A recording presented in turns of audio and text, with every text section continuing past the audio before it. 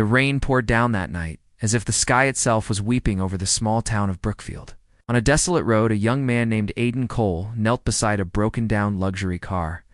Soaked and shivering, he worked with fierce determination, his fingers numb from the cold.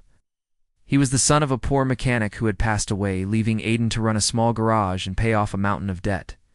He didn't have much, but he had a quiet pride in his work. He fixed things, not just cars, but people's trust and kindness.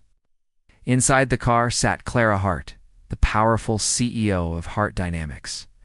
But tonight, she wasn't the untouchable woman on magazine covers. She was just a stranded driver, alone and scared in the storm. She watched this stranger kneeling in the mud to help her. Aidan tapped on her window. "Ma'am, your alternator's fried, but I can fix it if you'll give me a few minutes." His voice was gentle, yet confident. Clara hesitated, shouting through the rain, "Do you even know what you're doing?" He just smiled faintly. "Ma'am, I've been fixing cars since I was 12. Trust me, I've seen worse." She watched, mesmerized, as he worked under the downpour, a flashlight taped to his wrist. Every movement was precise. Finally, he stood, dripping and muddy. "Try it now," he said. The engine roared to life. Clara was in disbelief. "You did it." She opened her purse, pulling out a wad of cash. "How much?" He shook his head. "No charge." "What?" "Don't be ridiculous." Aidan shrugged. "I don't fix cars for money. Not when someone's in trouble. My dad taught me that." Clara just stared. In her world, no one refused her money. But this man didn't know or care who she was. He was just kind.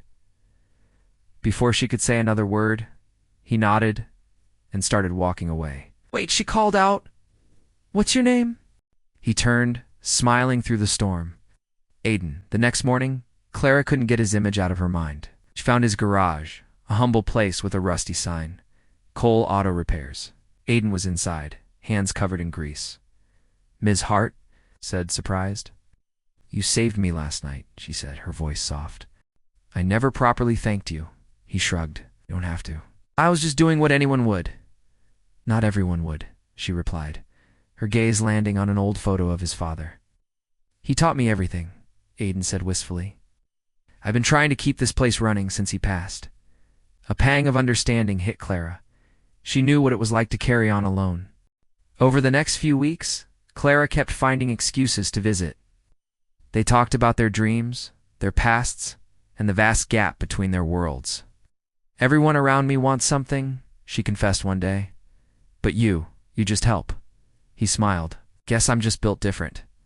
Their connection deepened, two lonely souls finding solace in each other. But then, disaster struck. A developer showed up, declaring the land had been sold. Aidan had 2 weeks to leave. His father's garage, his home gone. He was devastated, but too proud to ask for help.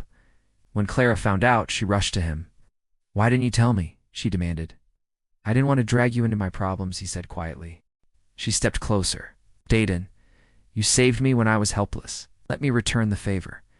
"Clara, I don't want charity," he insisted. "It's not charity," she said firmly. "It's a partnership." Within days, she bought the land and transferred it to Aidan. She helped him rebrand as Cole and Hart Autotech, investing in the business and starting a training program for young mechanics from poor families. Aidan's idea. Months later, at the grand reopening, Aidan stood before a crowd, its eyes finding Clara's. "This all started because one woman believed a mechanic's son deserved a chance," he said, his voice thick with emotion. "And I'll spend my life proving she was right."